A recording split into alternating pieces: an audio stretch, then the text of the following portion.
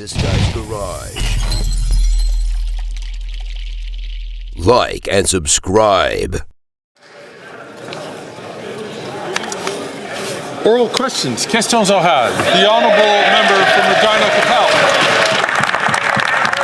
After 9 years of this Liberal NDP Prime Minister, it's clear he's not worth the cost, the crime, the corruption, or chaos. The Liberal caucus is revolting. Because even in one safe Liberal seats, voters are angry. They're angry that the Prime Minister raised their prices and devalued their paychecks with his inflation. They're angry that their grocery and home heating costs keep going up because of his carbon tax, and they're angry that their cars keep getting stolen, their parks are full of dirty needles, and homeless encampments now line their streets. So will the Prime Minister put an end to the anger, spread some much-needed joy, and call a carbon tax election so Canadians can decide? The Honourable Minister of Housing, Infrastructure and Communities. We know that Canadians have had a tough couple of years as a result of the rising cost of living and global inflation, but Canadian households are right to ask who is actually fighting for them. I can tell you it's not Conservative caucus members who don't want to forgive student interest on student loans. It's not the Conservative leader who wants to take away the Canada Child Benefit, and if you don't believe me, look at his voting record. It's not the Conservative caucus members who want to make sure that Canadian women don't have access to free birth control. Mr. Speaker, in the next election, people are going to ask themselves, do they want a Liberal government who cares about them or a Conservative leader who cares about himself? Hey. The Honourable Member from Regina Capel. It has been a tough couple of years, Mr. Speaker. It's been a tough 9 years of this NDP Liberal Prime Minister. And now taxes are up, costs are up, crime's up, and time's up. It's not just Conservatives saying that, it's Liberal MPs too. You see, they can't do it anymore. They can't convince voters that taxes are going down when in fact they're going up. They can't convince their voters that home prices are becoming more affordable when they keep getting more expensive. And they can't convince their voters that crime is down when it just keeps getting worse. So now they're trying to convince the Prime Minister to resign. But since he won't, will he do the next best thing and call a carbon tax election so Canadians can decide? The Honourable Minister. Mr. Speaker, I'd like to share some facts, if I might. I stand here as the Minister of Women and Gender Equality and Youth, and I wonder if this ministry will even exist if Conservatives were to gain power. Here are the facts. Conservatives will cut services to survivors of gender-based violence. They'll cut critical supports for women entrepreneurs. They'll cut life-saving support for grassroots organizations. They will cut pharmacare and contraceptives for women. We on this side of the House stand for women and gender-diverse people. They do not. Straight facts, Mr. Speaker. The Honourable Member from Regina Capel. That is baseless and false. We're going to cut the carbon tax, eliminate it, and defund the CBC and put that savings back in taxpayers' pockets. But consider where we are. It's actually kind of amazing. Liberal MPs are so frustrated that they're not allowed to speak in caucus, they're actually confiding in Conservatives. They have to sneak out to the bathroom to have therapy text sessions with journalists, and cabinet ministers call their own colleagues garbage because they're speaking out against the Prime Minister's terrible record. He's losing control, he's losing confidence, he lost the plot a long time ago, so for the love of all that's holy, will he finally call a carbon tax election? The Honourable Minister for... Leader of the opposition, the leader of the Conservatives would do if he was the Prime Minister, he would cut things like the Canada Summer Jobs Program, Mr. Speaker, something that exists in every one of our communities that is so important to employers and so important to kids. Mr. Speaker, do you think that we would be able to maintain our progress on clean water? He would cut funding to First Nations dependent on a real and fair, equitable solution.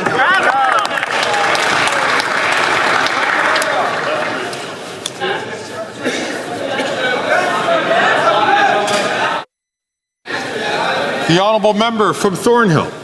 The former immigration minister and the MP from Central Nova oversaw population growth in this country of 200% over the past several years. He lost track of the people that he let in. Worse, he saw international students living in homeless shelters or with 14 roommates in a basement, all while he ignored his department's advice on it was too much and too fast. Watching the impact of these failed policies on housing, the Prime Minister said, "That's my guy for housing." Why did the Prime Minister promote this guy instead of firing him?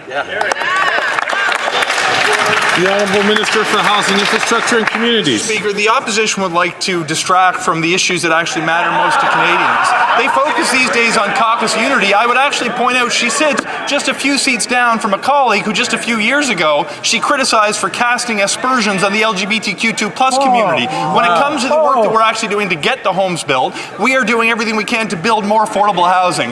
When their leader was actually in the position of housing minister, he got only 6 affordable housing units built across the entire country. We're going to focus on what matters to Canadians, not the distractions that they try to put on the floor of the House of Commons. The Honourable Member from Thornhill. 195,000 was the number, and that's a number that minister would only dream of building because some people fail upwards. Even Canada's current immigration minister said, quote, "It's really a system that has gotten out of control." He was talking about the same immigration system controlled by the new housing guy who lost track of the people who he let in and is now laughably in charge of fueling the housing crisis that the Prime Minister created. The Prime Minister can't possibly fix housing or immigration or anything else because he's fighting his own caucus. So if the Prime Minister won't fire this guy, will he resign in disgrace? The Honourable Minister of Housing, Infrastructure and Communities.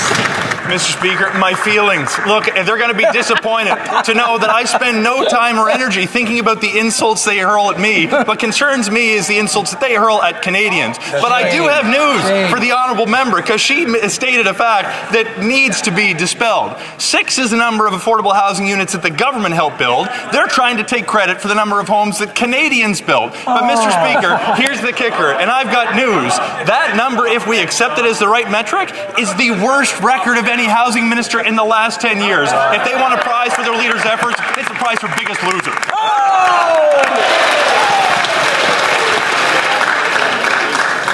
The Honourable Member from Kildonan St. Paul. After 9 years of NDP Liberals, violent crime is up and police have had enough, Mr. Speaker. Frontline officers in Toronto, York, Vancouver, Surrey are all slamming the Prime Minister for his self-congratulatory social media campaign where he promoted his failed handgun policy that has done nothing to stop violent gun crime, which is up, in fact, by 116% since the Liberals took power 9 years ago. When is the Prime Minister going to stop patting himself on the back for his failures and start listening to police?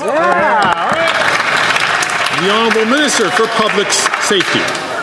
Mr. Speaker, one important difference between our government and the Conservative Party is we don't believe assault-style military firearms have their place on Canadian streets.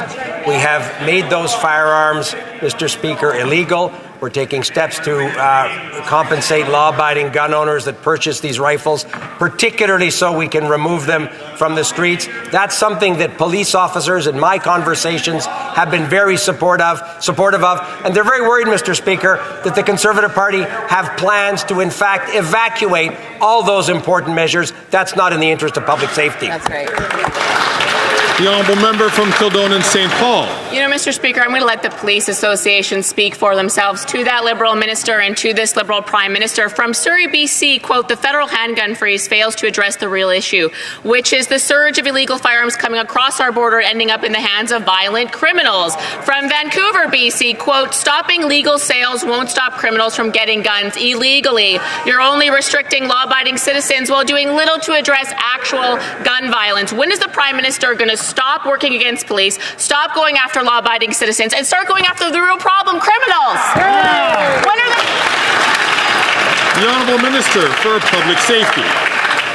Mr. Speaker, I was surprised that our colleague raised the issue of border security. Our government, unlike the Conservative government previously, has invested precisely so the Canadian Border Services Agency would be able to interdict these illegal firearms crossing our borders.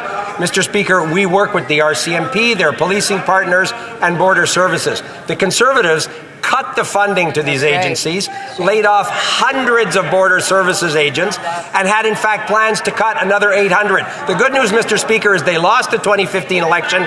We reinvested in those important priorities for Canadians, and will continue to do so. The Honourable Member from Durham. Mr. Speaker, after 9 years of NDP Liberals, crime is up because the Prime Minister's policies are failing. The Toronto Police Association says that violent crime is up 78% since these Liberals came into power. Shootings are up 45% since last year. Gun-related homicides up 62% since last year. So when will the Prime Minister start listening to police associations across Canada and admit he's adding to the crime wave, not fighting it? That's right. Good question. The Honourable Minister of Justice and Procurator General. Mr. Speaker, I appreciate that member's contributions to the House. I just don't appreciate the hypocrisy. What I would say is that assault-style rifles aren't used for hunting deers. That's why we're taking them out of circulation. What I would also say with respect to guns and gangs is that if you don't want guns in our society, then you need to regulate the border. That's why we've invested over $390 million into the CBSA, exact money amounts that were cut by that party. He wasn't there yet, so I can't fault him in particular, but I will fault his party for not doing anything to keep our border safe and to keep guns out of our country. The Honourable Member from Durham. Mr. Speaker, the Liberal Minister of Justice continues to reveal just how out of touch this government is. And we have real-time evidence of it. Just less than 3 hours ago, there was a shooting in Toronto near Shepherd and Yonge, not far actually from the Minister of Justice's riding. And in that situation, a person is now lying in the hospital in life-threatening condition. So when will this government actually take responsibility for the crime that it's causing and listen to the police? That's right. Good question. The Honourable Minister for Justice and Attorney General. I can assure that member that I listen to the police all of the time. And you know what they tell me? They tell me that when you take guns out of circulation, what you do is you help on things like gender-based violence and domestic violence that occurs because women are getting killed because guns are in the homes. When you pass a bill like C-21, you disable that from happening because you ensure that you're keeping women in this country safe. That is a priority, or should be a priority, for this entire Parliament. It's just really shocking that that member doesn't get it. Honourable Member from Brantford Brent. Mr. Speaker, after 9 years of NDP Liberals, taxes are up, costs are up, crime is up, time is up, and now corruption is up. GC Strategies, a two-person company working from their basement, started scooping up government contracts like candy just weeks after the Prime Minister took office. $20 million for doing nothing on the failed arrive scam, $100 million in total in government contracts. If that doesn't scream corruption, I don't know what does. Will the Liberals get our money back? Hear, hear. Yeah. The Honourable Minister for Public Services and for Public Services. Merci, Monsieur le Président. Vous auriez pu le dire aussi en français, parce que c'est en français. I'm happy to repeat this in French, because this is something that my colleague has already heard several times in English. It's very good that the Auditor General and the RCMP are independent, and that both of these organizations are doing the work that they are supposed to do, and we will support them in that. The Honourable Member from Brantford Brent. Mr. Speaker, the question is in English, but I digress. Liberal corruption is on rinse and repeat. The Auditor General is investigating $100 million in contracts awarded to GC Strategies, a two-person IT company that did no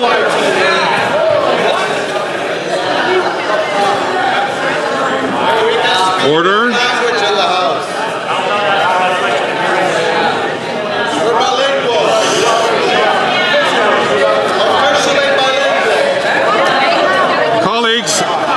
Colleagues.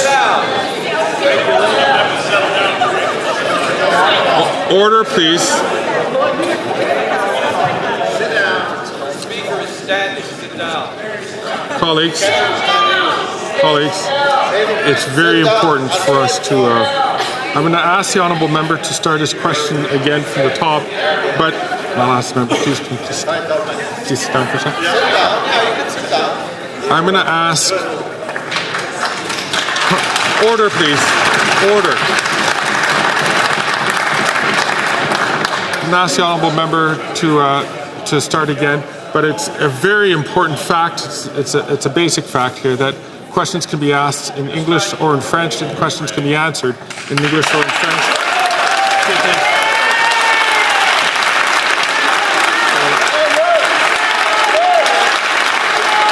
To start from the top, please.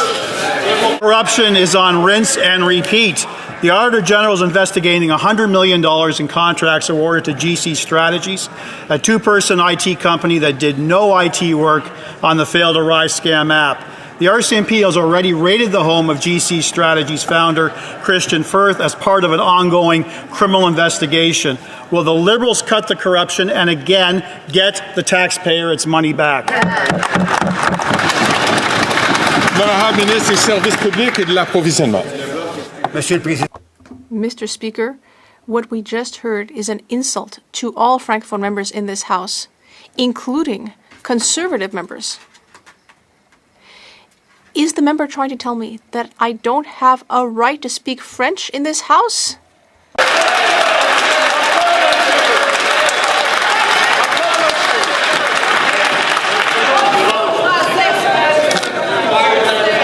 À l'ordre, s'il vous plaît. Order.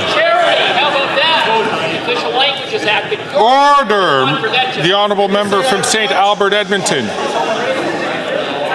Can you say that in French? And the honourable member from Alfred Pellan.